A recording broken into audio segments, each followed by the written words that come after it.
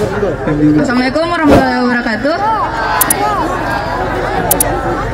Assalamualaikum warahmatullahi wabarakatuh.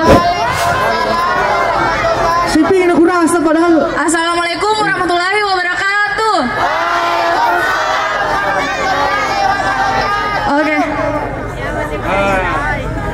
Oke, jelas mana nih? Yang tadi apa yang ini? Yang ini. Oke, yang ini ya. Sama-sama jelas dia kak. Atas nama siapa kak? Adi. Tapi biasa panggil anak-anak AA. Oh jadi AA ya, saya panggil juga ya. AA, udah makan malam? Sudah dari sore. Oke, jadi sekali lagi Assalamualaikum warahmatullahi wabarakatuh. Jadi izin saya ngomong, nggak apa-apa ya ngomong ya malam ini? Nggak apa-apa kak.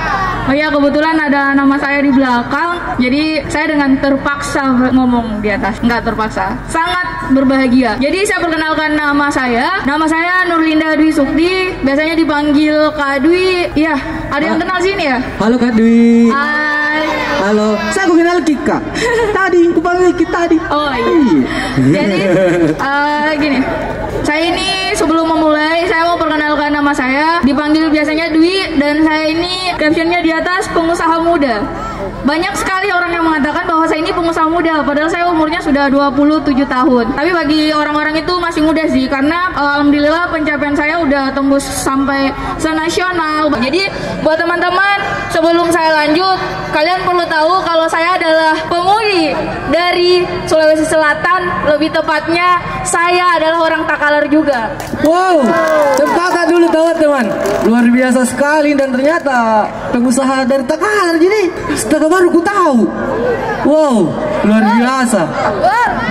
Jadi teman-teman, saya cuma mau bilang saya sangat apresiasi tadi kegiatannya, baik itu dari menari-menari dan semua yang kalian lakukan ini. Saya juga sebelumnya adalah seperti kalian, dimana saya sangat suka bersosialisasi. Saya selalu suka ikut pramuka, Karang Taruna seperti kalian dan semuanya. Jadi saya harap teman-teman,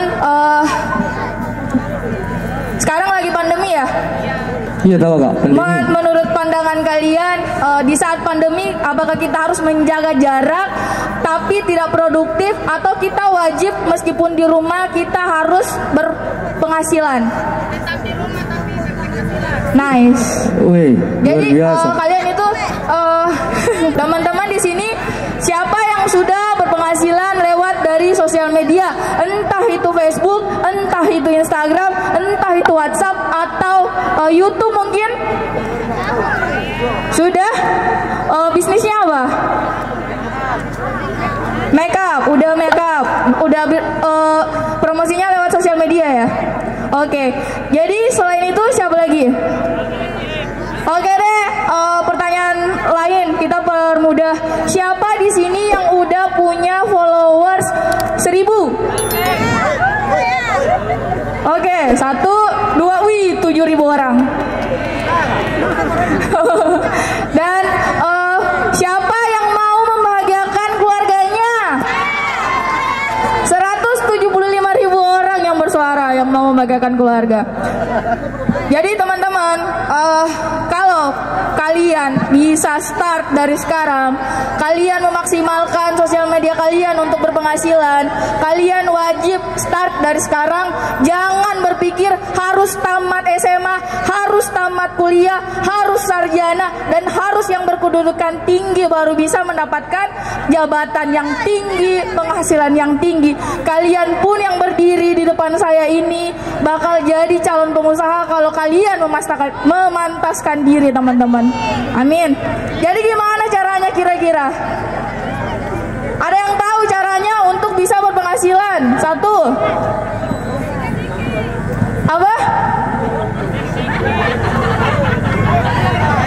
Yang mau ngomong di sini bakal saya kasih hadiah. Jadi yang mau langsung lagi. Pertanyaannya adalah yang mau.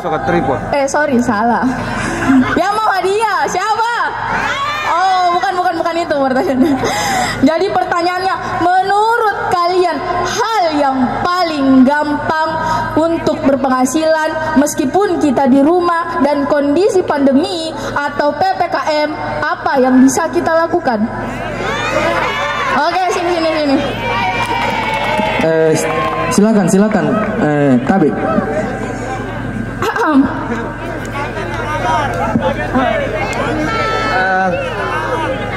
Bismillahirrahmanirrahim. Ini direkam ya, masuk di YouTube saya. Halo. Bismillahirrahmanirrahim. Assalamualaikum warahmatullahi wabarakatuh. Waalaikumsalam warahmatullahi wabarakatuh. Perkenalkan terlebih dahulu, saya atas nama Henry. Saya dari Karang Taruna Botole Pangampat Tinoang. Halo Reni. Jadi isi menjawab Kak. Jadi sebelumnya saya sebenarnya baru tahu untuk Kak Dwi sendiri itu terlepas dari postingan Karang Taruna Tubarania. Jadi saya lihat kemarin dari beberapa podcastnya Kak Dwi juga dengan beberapa orang. Itu kebanyakan memang Kak Dwi itu adalah seorang pengusaha muda yang banyak diidolakan, terkhususnya di Sulawesi Selatan lebih tepatnya. Oke, jadi untuk menjawab izin Kak, jadi untuk hal apa yang bisa dilaksanakan sehingga di masa pandemi sekarang kita masih tetap bisa berpenghasilan. Kalau menurut saya pribadi, yang pertama itu adalah kita harus memanfaatkan sosial media.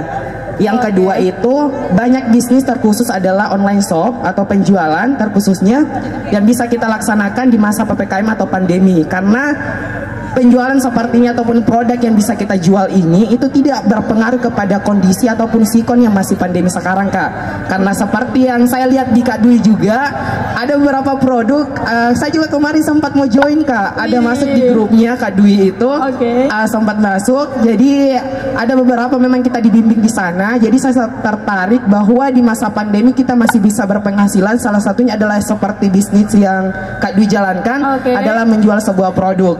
Jadi mungkin itu yang bisa sampaikan. Terima kasih. Sama-sama. Lengkap sekali. Foto coba deh. Foto.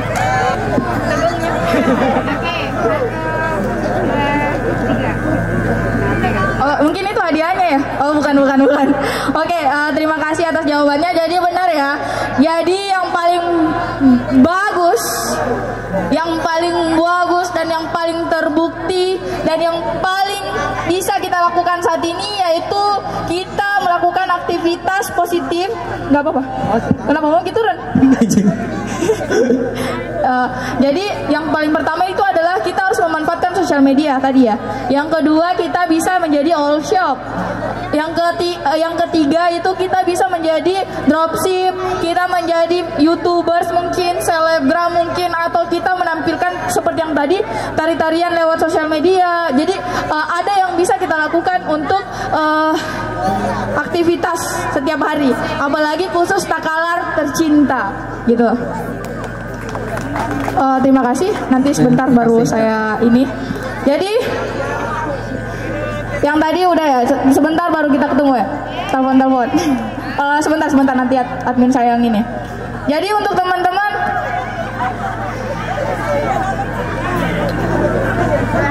halo. Kalau saya bilang halo, jawabnya hai ya. Halo. Hai. Oke. Jadi untuk teman-teman, pertanyaan selanjutnya, saya mau cari 3 orang malam ini. Soalnya saya nggak mau ngomong sendiri, saya maunya kenalan sama teman-teman, bersosialisasi sama teman-teman secara langsung. Pertanyaan yang kedua adalah, menurut kalian Takalar ini apa yang kurang dan apa kelebihannya? Baik dari untuk pariwisata ataupun apapun, terserah menurut kalian. Kakak mau? Boleh? Silakan untuk teman-teman. Sini. Maju. Nggak apa-apa. Ini untuk semua aja. Bebas.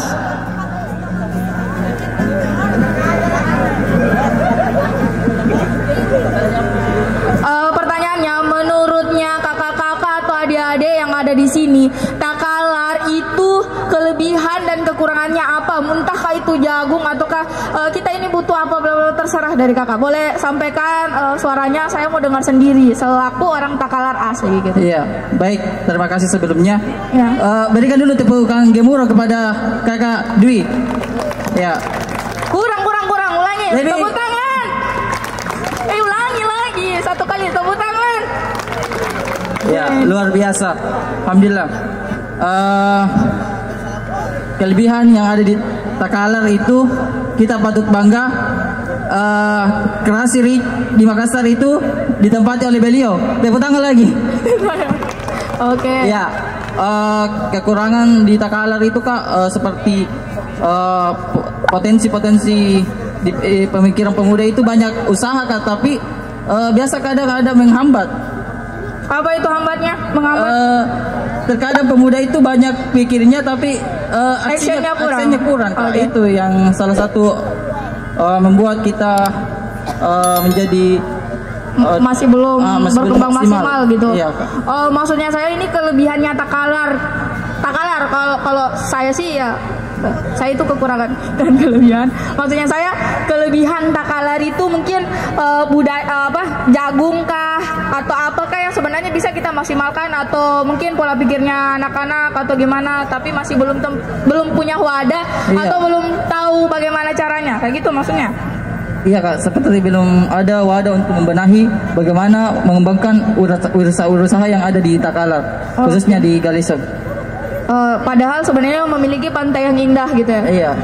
Sama bagaimana untuk kayak seperti mengangkat seperti Bali, bagaimana caranya seperti yang ada di pesisir. Sama kita lupa kelebihannya Takalar itu punya pabrik gula dan orang-orangnya makanya manis-manis. Iya.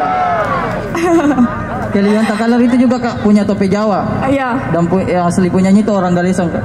Oke, alhamdulillah. Siap. Oke, terima kasih atas jawabannya. Ya, maaf Kak. Iya, nggak apa-apa. Kenapa minta maaf? Belum lebaran.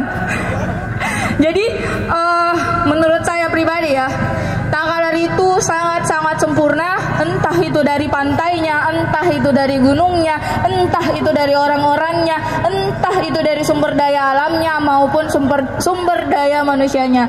Yang perlu kita butuhkan adalah tempat di mana untuk sharing, tempat di mana untuk diajar, tempat untuk diberikan contoh.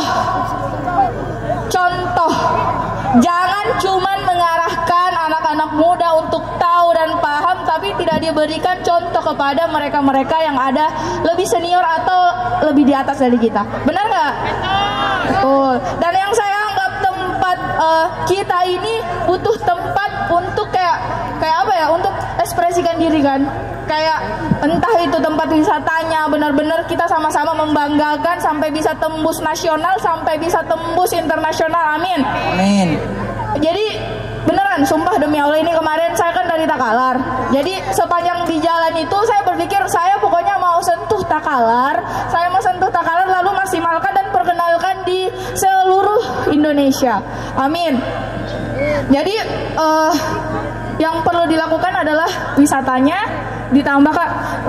Sebenarnya kurang explore aja di sini. Iya Kak. Jadi untuk teman-teman yang ada di sini saya harap semua wajib belajar untuk memanfaatkan sosial media teman-teman. Oke? Iya. Per malam ini terima kasih untuk jawabannya. Terus pertanyaan yang ketiga. Untuk saya Kak? Ya enggak, untuk yang luar lagi. Bisa saya sedikit Oke, lanjut. Jadi teman-teman perlu ketahui bahwasanya awalnya ini saya DM beliau luar biasa, langsung respon, tepuk tangan dulu untuk beliau. Saya kira cuma diri, tapi luar biasa iseng-iseng DM beliau di Instagramnya, luar biasa bisa mendatangkan beliau hari ini. Walaupun tadi awalnya beliau tidak sempat datang sama Kak Yuli, asistennya bilang ada masalah sedikit, bilang harus kita datang Kak. Jadi terima kasih sekali lagi. Ya, sama-sama. Ya. Terima kasih, malah mungkin saya itu bangga bisa. informasinya. Ya, terima kasih Kak. Iya, sama-sama. Oke. Saya rasa cukup 2 orang aja ya saya tanya. Mungkin ada yang mau nanya ke saya? Nggak ada? Nggak ada yang mau bertanya? Yang berani bertanya juga tetap berapa tadi ya kok? Saya Kak, sempat bisa. Dari teman-teman yang lain Oke, enggak ada ya? sempat ada. Jadi saya langsung simpulkan aja. Sekali lagi untuk teman-teman, selaku saya yang sudah melalui apa yang kalian jalani sekarang, saya adalah manusia yang belajar untuk bermanfaat. Saya adalah manusia yang belajar untuk bermanfaat tapi tidak mau dimanfaatkan. Dan sekali lagi untuk kalian yang masih muda, silahkan berjuang, perjuangkan mimpi kalian. Jangan pernah merasa minder, jangan pernah malu karena kelahiran Takalar atau dari kampung, bukan dari Makassar, atau tidak berani bersaing dengan orang Jawa mungkin, atau seluruh Indonesia mungkin, atau orang Cina mungkin. Tapi di kepala saya adalah orang Takalar yang harus selalu membanggakan kampung saya sendiri, Makassar, Sulawesi Selatan. Dan alhamdulillah sekarang saya bisa bersaing dengan orang-orang di luar sana. Dengan usia segini kadang meeting bersama dengan orang-orang yang jauh lebih dari umur saya, teman-teman. Kadang orang tua saya sendiri bilang, kenapa bisa seperti itu, kenal dari mana, jangan berani begitu, jangan sampai salah langkah. Tapi di kepala saya cuma berpikir begini, ketika bukan saya sendiri yang berani, ketika bukan saya sendiri yang support diri saya sendiri, siapa lagi, teman-teman? Ketika bukan saya membuktikan gagal saya, keberhasilan saya, di kepala saya cuma berpikir itu adalah proses, teman-teman. Ada yang menghina kita, ada yang bilang ini gagal, ada yang bilang ini hal yang memalukan. Tapi bagi saya itu adalah proses saya, dan saya bangga dengan kegagalan saya. Jadi jangan pernah down hanya karena kalian merasa saya kurang cantik, saya kurang gagah, saya kurang paham, saya kurang mengerti apa semua yang saya lakukan, dan saya kurang support, saya kurang ini. Nah, itulah dunia. Kalau menjadi sukses itu gampang, semua orang bisa jadi untuk sukses.